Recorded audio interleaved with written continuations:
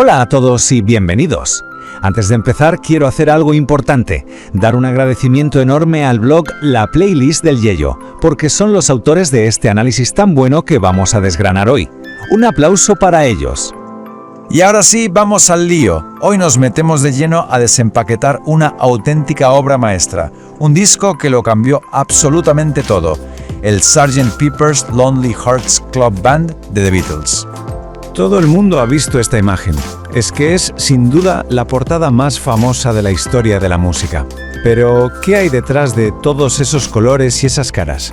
Pues hay una historia de rebelión, de creatividad desbordada y hasta de algún que otro enfado. ¿Listos para descubrir todos sus secretos? Vale, para entender por qué nace esta banda inventada, tenemos que viajar un poquito atrás y ver cómo estaban The Beatles en ese momento. Y la palabra es agotados. No de hacer música, no, sino de todo el circo que la rodeaba. A ver, hay que ponerse en su piel. Eres la banda más grande del planeta, pero tu música ya no importa. Se ha convertido en la banda sonora de una histeria. Lo decía el propio ingeniero de sonido, Geoff Emerick. Lo único que se oía eran gritos, no se escuchaba ni una sola nota de lo que tocaban. La frustración debía de ser tremenda. Estaban hartos, muy hartos. Así que, ¿qué hicieron? Pues tomaron una de las decisiones más valientes de la historia del pop. En 1966 dieron su último concierto. Se acabó. Adiós a las giras para siempre. Y ese adiós a los escenarios fue un hola gigante al estudio de grabación, que se convirtió en su nuevo hogar, su laboratorio. Unos meses después, en noviembre, empezaba la magia. Y aquí está el truco, la idea genial. Para quitarse de encima el peso de ser The Beatles, con todo lo que eso significaba, se inventaron un alter ego. Dejaron de ser John, Paul, George y Ringo. Ahora eran la banda del Club de los Corazones Solitarios del Sargento Pepper. Y ese disfraz, esa fantasía, les dio la libertad total para hacer literalmente lo que les diera la gana. Y claro, esa libertad no se quedó en un simple cambio de nombre, no. Se tradujo en una explosión de sonidos nunca antes escuchada. El estudio de Abbey Road se convirtió en su patio de recreo. Para que nos hagamos una idea de la locura técnica que supuso, hoy en día grabar con cientos de pistas es normal. En 1967 lo estándar eran 4. Pues bien, ellos consiguieron usar 8, el doble. ¿Y cómo lo hicieron si no existían las máquinas de 8 pistas? Pues con pura magia de estudio. El productor George Martin y el ingeniero Geoff Emerick se las ingeniaron para sincronizar 2 grabadoras de 4 pistas a la vez. Una auténtica proeza para la época que les abrió un mundo de posibilidades. Y vaya si lo aprovecharon. Fijaos en la diferencia. El pop de los 60 era sota, caballo y rey. Pero el Sgt. Pepper era un cóctel loquísimo de psicodelia, música india, vodevil, rock, hasta sonidos de circo. Y encima las canciones se unían unas con otras, sin silencios, como si fuera un viaje sin paradas. Es que rompieron con todo. De repente, en un disco de pop te encontrabas con instrumentos indios como la tabla, un arpa, un clavecín, orquestas enteras y hasta jugaban a grabar cosas y luego poner las cintas al revés para crear sonidos de otro planeta. Y lo mejor de todo es que en el fondo para ellos era como un juego. Se cuenta que a John Lennon le hacía muchísima gracia leer esas críticas súper serias que analizaban la compleja arquitectura musical del disco. Él se partía de risa porque en realidad sentían que solo estaban experimentando y divirtiéndose en el estudio, sin ser del todo conscientes de que estaban poniendo el mundo de la música patas arriba. Pero claro, si la música era una revolución, la portada no podía ser menos. Hablemos de ella, porque es una de las obras de arte más importantes del siglo XX. Así de claro.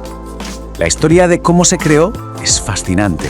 Todo empezó con Paul, que recordó una foto antigua de la banda de su padre posando con un montón de gente.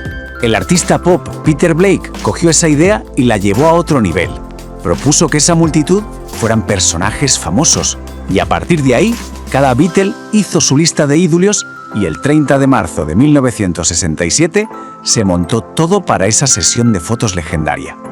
Y la lista de invitados es para alucinar.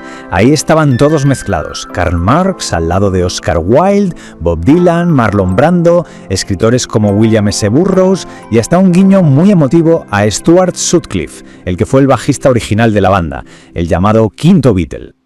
Pero ojo, que hubo uno que se quedó fuera por listo.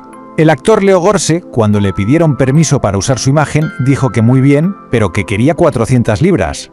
La respuesta: cogieron su figura de cartón, que ya estaba hecha, y la quitaron del decorado. Se quedó sin salir en la foto por la pasta.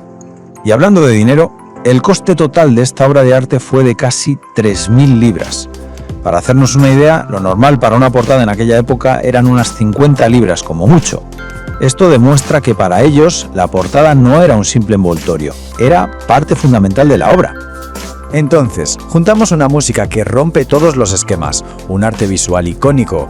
¿Y qué nos queda? ¿Cuál es el verdadero legado del Sgt. Pepper? Pues lo que nos queda es algo completamente nuevo.